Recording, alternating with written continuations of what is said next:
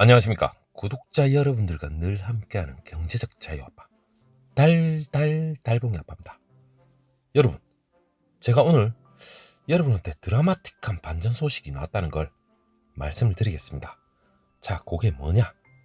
삼성전자가 일전에 인텔의 일부 시기 17년도, 18년도에 그 메모리 급격한 가격 상승이었죠. 그때는 뭐 세상을 다 가진 듯한 그런 느낌인데 일부 시기는 좀 앞선적이 있습니다. 매출에서.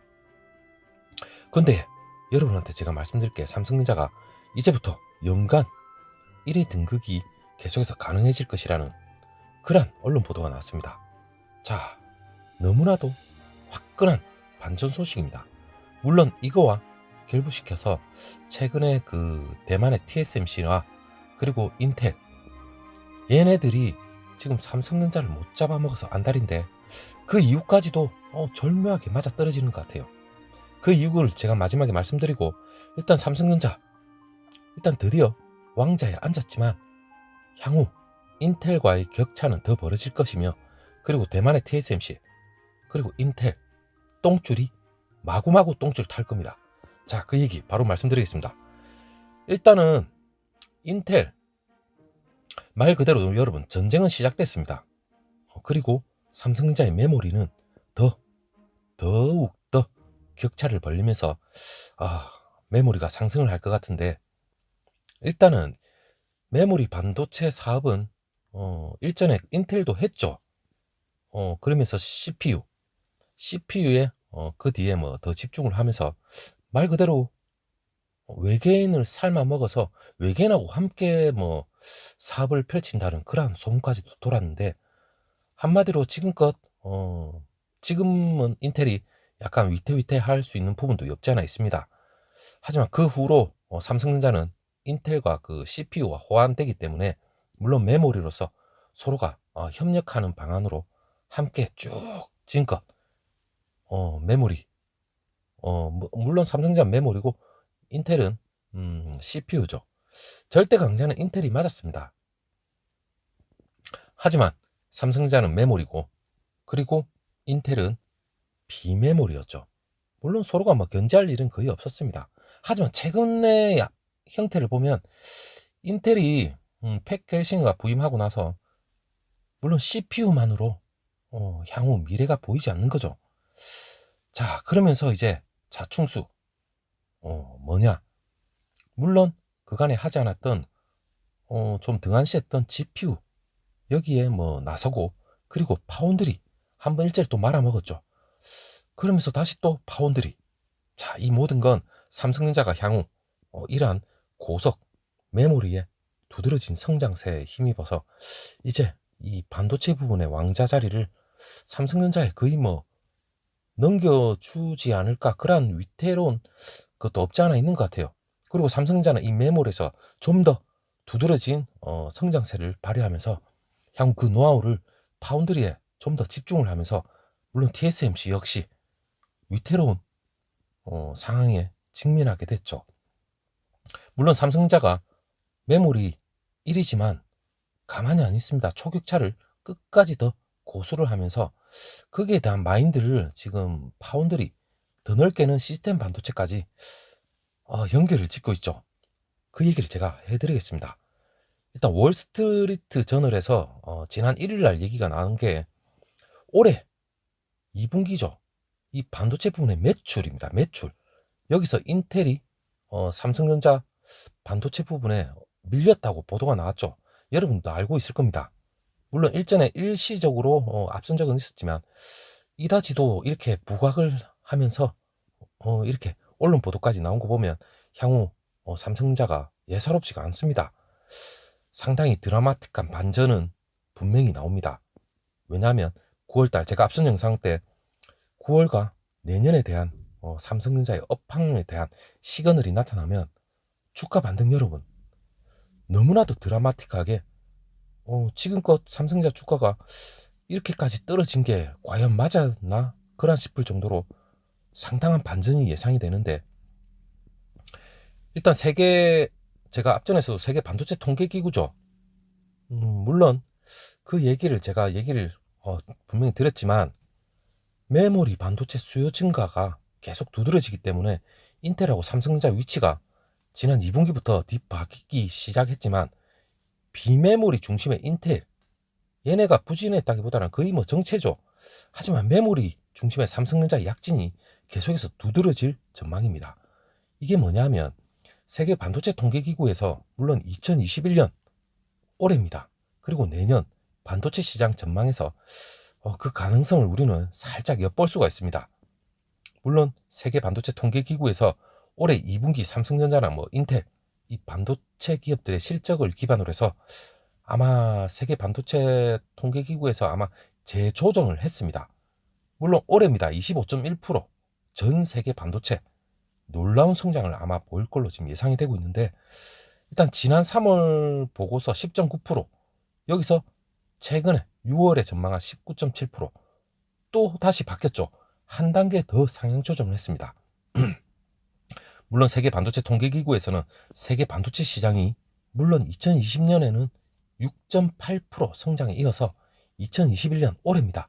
25.1% 늘어난 5,500억 가량 되는데, 일단 상당한 숫자 퍼센티지로 지금 성장할 것으로 예상은 되는데, 그 중에서도 삼성전자의 메모리가 37.1% 성장을 예상하고 있습니다.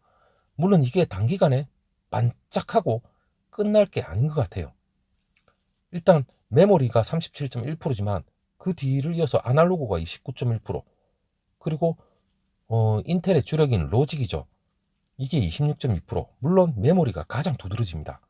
자, 이 여파는 내년까지 이어지겠죠. 물론 이 여파가 내년까지도 분명히 이어질 걸로 보입니다. 메모리의 절대 관계는 삼성전자, 로직, 인텔. 말 그대로 메모리가 답이죠. 지금 현재로서는. 일단 세계 반도체 통계기구에서도 2022년 내년 더욱 성장할 것으로 예상이 된다면 삼성전자, 물론 내년에 대한 업황이 더 밝을 거라면 지금의 투자자들, 외국인들 지금 하는 짓거리는 오판이죠. 자, 2022년 세계 반도체 시장이 메모리 부분의 두 자릿수 성장 힘입어서 10.1% 성장한 6천억대, 6천억 달러. 자, 이것만 하더라도 대단한데, 일단 내년에 메모리 반도체가 18.4% 성장하는 데 비해서 이 로직은 8.7% 성장합니다. 자, 격차는 더 심해집니다. 인텔이 똥줄이 탈만합니다. 물론 TSMC도 똥줄은 타지만, 자, 특히 올해부터 메모리 시장이 이 규모가 로직 시장 규모를 분명히 앞섰고, 그리고 내년에도 그 격차가 벌어질 것으로 보고 있습니다. 삼성전자 성장세, 물론 인텔보다 더 가파를 겁니다. 그렇다면 여기서 핵심적인 답은 나옵니다. 왜 그다지 TSMC가 지금껏 삼성전자를 못 잡아먹어서 안달이 난다는 게, 물론 대만 언론을 통해서 계속해서 삼성전자를 헐뜯기 바빴죠. 물론 수율이 안 나온다는 건 그 대표적인 겁니다.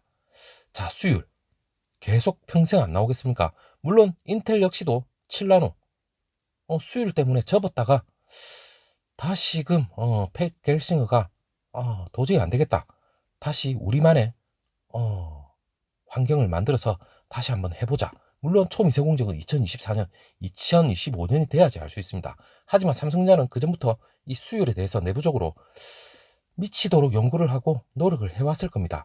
그 가운데 삼성전자의 핵심인 MBC 팻, 이건 삼성전자의 핵심 특허죠. 물론 3나노는 GA 공정으로 세계 최초로 양산에 들어갑니다. 내년부터입니다. 물론 TSMC는 그간의 핀팩 구조로서 그대로 3나노 하겠다 했죠. 여기서 답이 또 나왔습니다. TSMC가 과연 또 오판을 하고 있는지 안주를 하고 있는지. 왜냐, 여러분, 파운드리 시장 점유율 TSMC가 월등히 뛰어납니다. 물론 선단 공정, 초미세 공정에서는 6대4 비율이라 했죠. 삼성전자 상당히 많이 좁혔습니다. 물론 이 초미세 공정에서 아직까지 삼성전자가 TSMC에 앞질렀다, 그거는 근거가 아직 나오진 않지만 상당히 많이 좁혀지지 않았는가. 그리고 고객사들 역시도 세계 1위 파운드리 업체에 좀 더 아직까지도 신뢰를 하고 있습니다.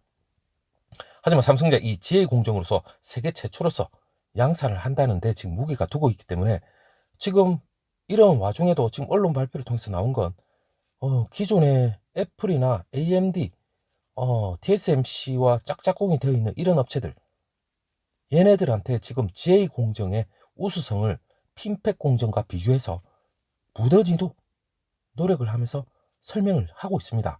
물론 삼성자가 내년에 선보일 3나노 GA 공정에 대해서는 고객사들하고 지금 현재 진행 중이라고 분명히 컨퍼런스 콜에서 나왔습니다. 자, 이거 역시 바로 얘기는 안 하지만 진행형이다, 이래 보시면 될 것 같고, 어디에도 삼성전자가 지금 3나노 공정이 내년, 내후년 뒤로 밀려질 것 같은 그런 시그널은 나오지 않아요. 대만 언론에서나 떠벌리고 다니는 얘기죠.